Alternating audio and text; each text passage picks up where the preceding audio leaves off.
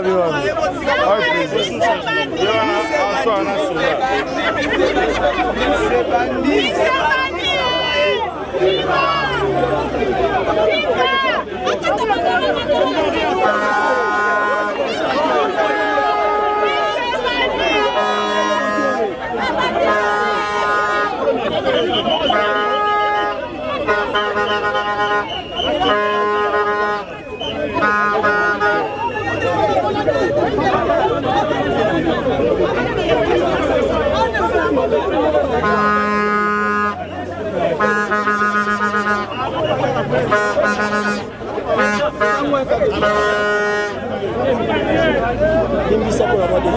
Problème. Tu vas bon malade ça.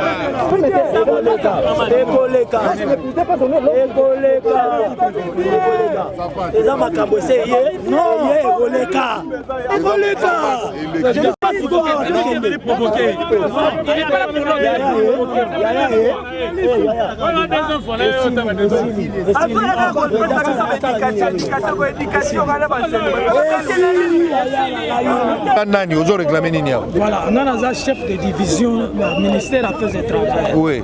On a réclamé prime Oyo, ministre Mayo a promis qu'il puisse. Nous avons Tozalaki déjà Awa. Il a autorisé que Bafouta Bisson Bongo.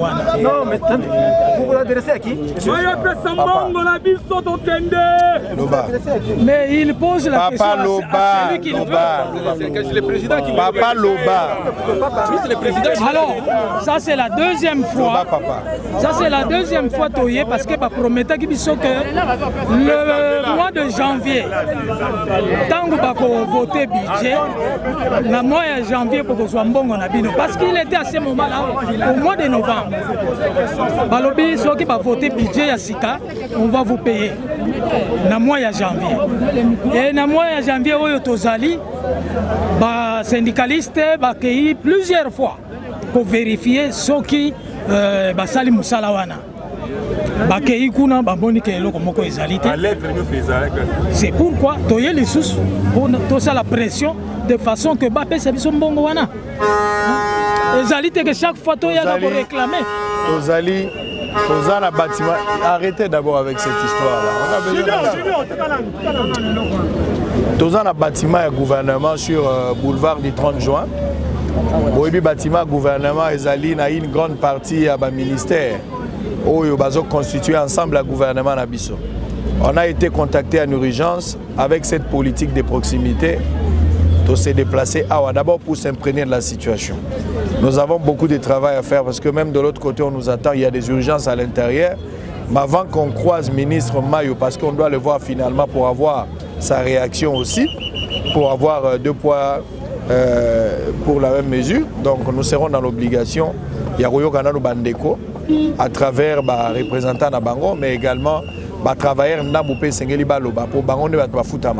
Et puis on va entrer dedans pour avoir aussi leur point de vue, comme ça on va créer un équilibre par rapport à Makambo. Mais ce qui est vrai, vous devez retenir qu'à Kinshasa ou au Congo, c'est vraiment difficile pour le salaire. Le gouvernement à chaque fois fait des promesses, mais le pays est devenu potentiellement riche en promesses, plus pauvre d'univers.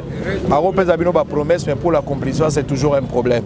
Qu'est-ce qui se passe? On ne sait pas, on n'a jamais expliqué. On vous donne une promesse à la date prévue. Et là, on ne dit absolument rien. Au contraire, ce sont des intimidations. Tout à fait. Alors, j'ai en face de moi. Arrangez-vous, s'il vous plaît.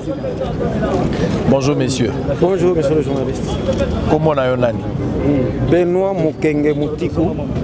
Benoît Mukenge Moutikou. Ozali Nani? Premier vice-président syndicat du corps des diplomates de la République et Affaires étrangères. Très bien. Très bien. Alors, nous avons un bâtiment du gouvernement. Nous allons à Lelo parce que Tolembi a promesse. Dossier est bandaka depuis l'année passée.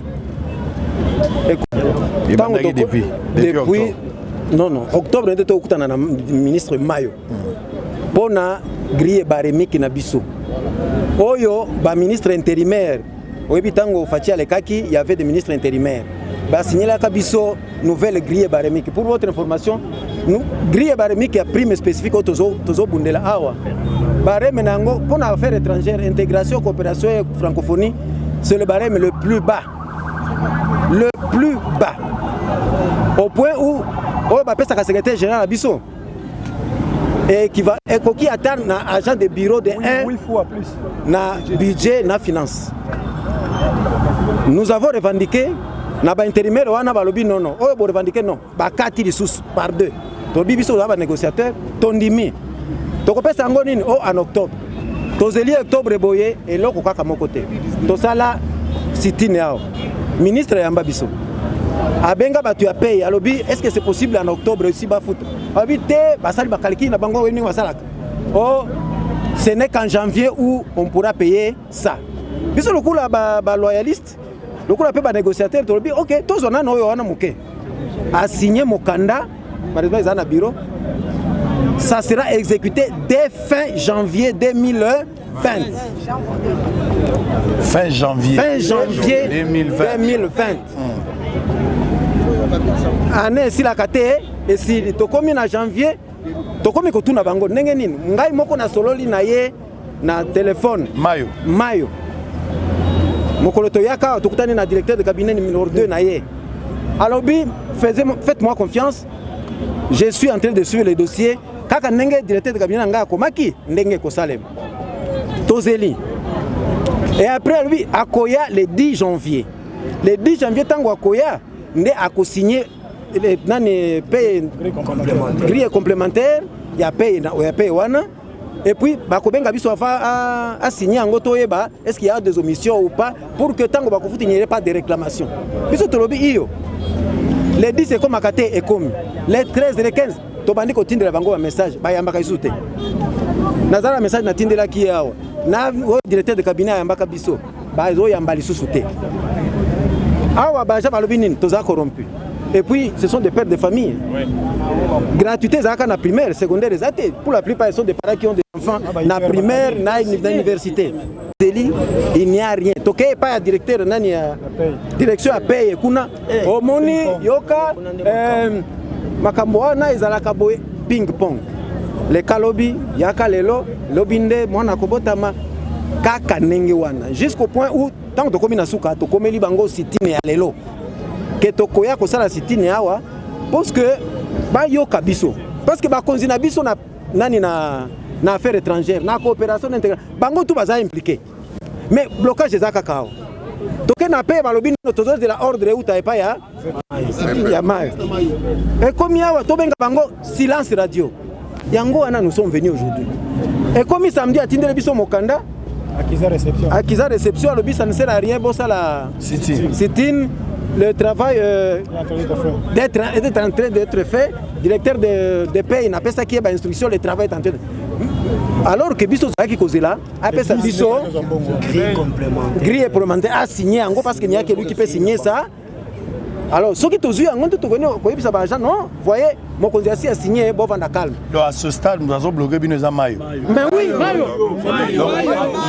Les travail ailleurs et ça l'a mis déjà. Yende, parce que pour les balobaki, basi basali, banani balobi basali. Direction à paye ici basali. Balobi basi basali, bazo zela ordre utawa. Batine la ye comme ça ye a signé. Atina ba ce qu'ils appellent état liquidatif. Likambo ya bare mono lobi bozalaki na boni esengelaki koma boni. Biso eloko yo to ba pesi biso ezandi prime. Eza prime. Eza salaire te, eza prime permanente.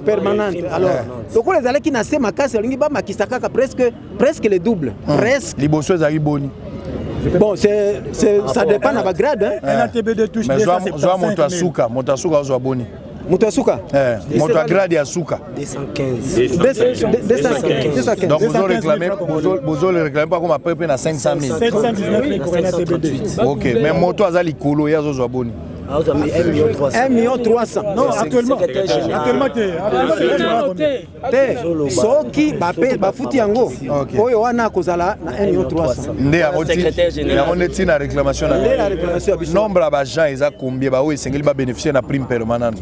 Non, ça dépend budget ayebi ba nombre ya bato ya futaka. Mais 4 ministères oyo affaires étrangères, coopération. Donc vous allez à la 4 administrations. Oui.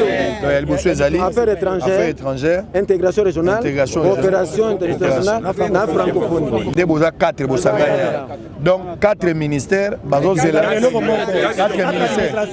administrations. Vous avez dépend du ministère des Affaires étrangères. Très bien. Alors 4 administrations, vous avez dépend de l'affaire étrangère, la coopération. Binonyo sonde vous dépend de bango. Mais si vous Montarobik Sabino Awa, ils ont maillot. Quoi Kabola ministère ou l'administration 4 on a fait maillot. Alors pourquoi vous croire na mailloté? Pourquoi vous croire na maillot? S'il vous plaît. Oui, bien l'antenne administrative peut zalaga. Non, les Cambotés. Tozo croire na ceux qui tolobi que tozo croire na mayote wana okosi.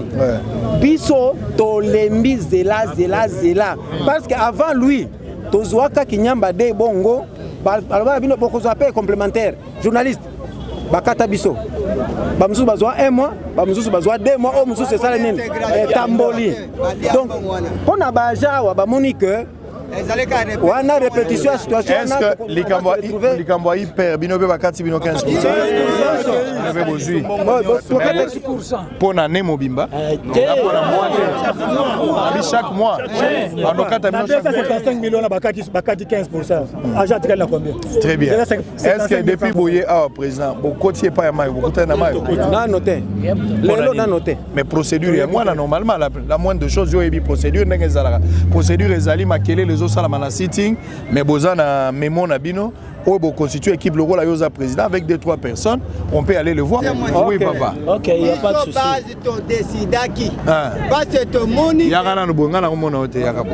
Biso base to décidaki na ndenge kende à gauche à droite na ba délégué o biso to tinaki to moni que jusque là eloko malonga ezate yango to décidaki le to ya biso nyonso ke na bino na biso population donc ba gens biso nyonso to sala nini to zalawa ministre ayebisa biso to yoka comme ça to mais c'est ce que je dis ngai na ko interdit bino te certains droits mais na yebisi bino ndenge zalaka peut-être beaucoup bunga lem sous na moi kanda eloko bozoluka boko za na moi ko bunga ndenge bozo sala pression na c'est il faut qu'il y ait une équipe sur place qui doit voir maillot parce que finalement même son maillot quitte, il faut qu'il y ait une complicité avec une équipe qui doit discuter avec lui. Maillot descendra pour vous calmer. Non, mais écoutez, s'il vous plaît, je vous donne une idée, c'est à prendre ou à laisser. Prenons le cas, je suis dans la logique Nabino. Prenons le cas Ndenge Tozalia, Maillot Zakunate, où est le bâtiment. Il peut faire semblant, c'est comme ça, Zoga Binote. Bino, pourquoi imaginer la place n'était que Azomo Nabino. Il peut faire semblant à Zoga Binote. Pour que Maillot non, l'administration est à la Kateka Yebi. Il faut qu'il y ait une délégation qui doit vous représenter. Si une délégation, écoutez, papa, Bolo Bayalelo, Nazo Pesabino idée. Liboso Batunabino Bakendaki Bango Moko. La cosa lisayo. Sango. Tozali awa. Tozali awa tozozela. Soki abengi biso. Na minute pe na seconde. Tomati. Biso lettre, il nous a même dit qu'il met sa main à couper. Soki bozungo na janvier te bokatanga na boko. Il a même écrit. Mutu alo matikunami. Yoka. Tozuko matimi. Yoka.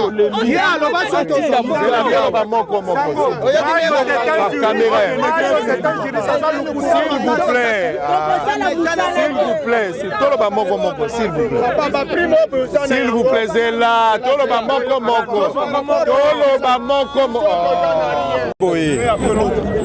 Mayo, syndicaliste, Matikuna Mbala Ebele. Et puis Mayo, année passée en 2019, tango ayambaka syndicaliste toyaki awa lesus. A Juraki a lobby les cas qui même maintenant na RTNC. Na ba chaîne nyonso ke non, je m'engage personnellement na mois de janvier. Pour la situation oyo ya ba fonctionnaires et affaires étrangères. To comme na janvier ba bandi ko sala biso jeu à ping pong.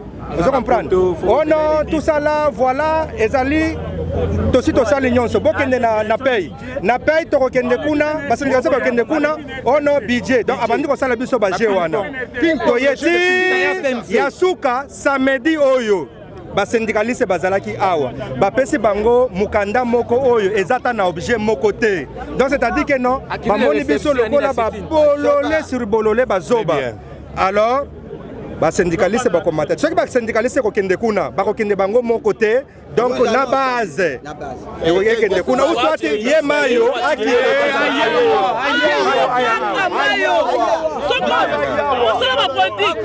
papa awa olati nzamba te awa ocelebre mes te likambo ezawa asigné apesa kaka asigné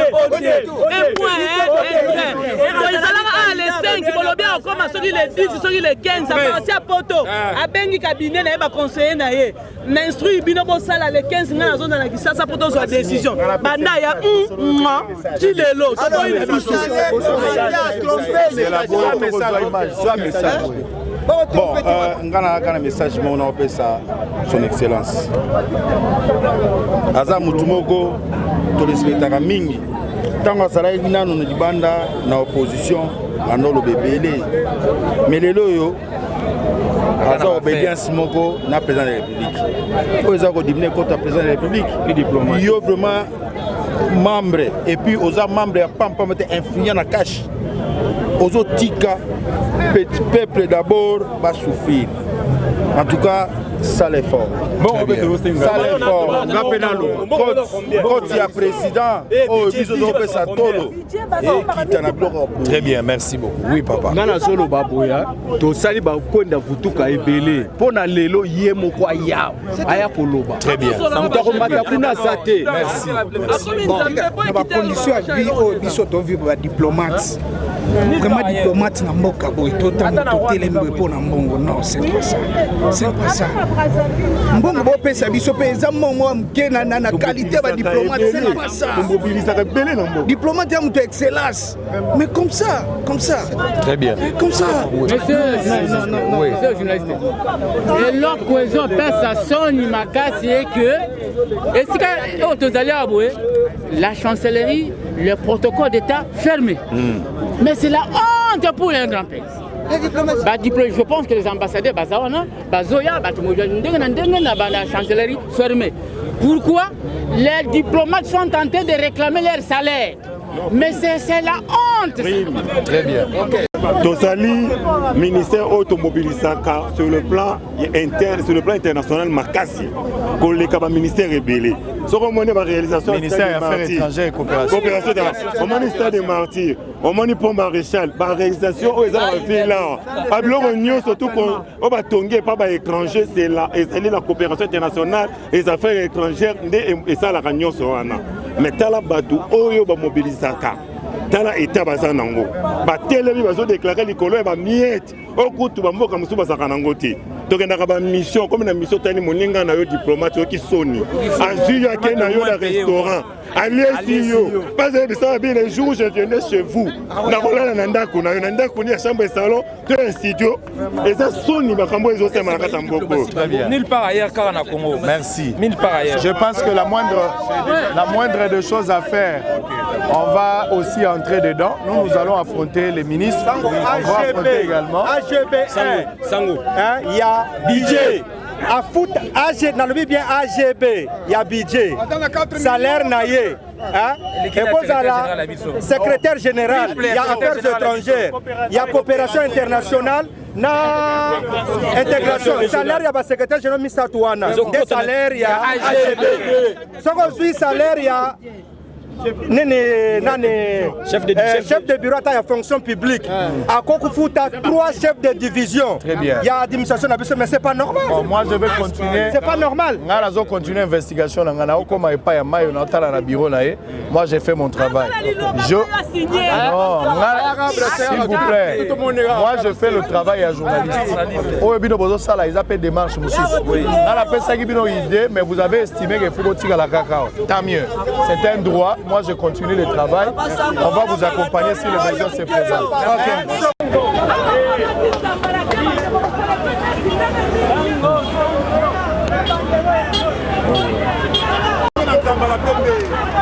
Mais awa na ye na ministère. Nazai.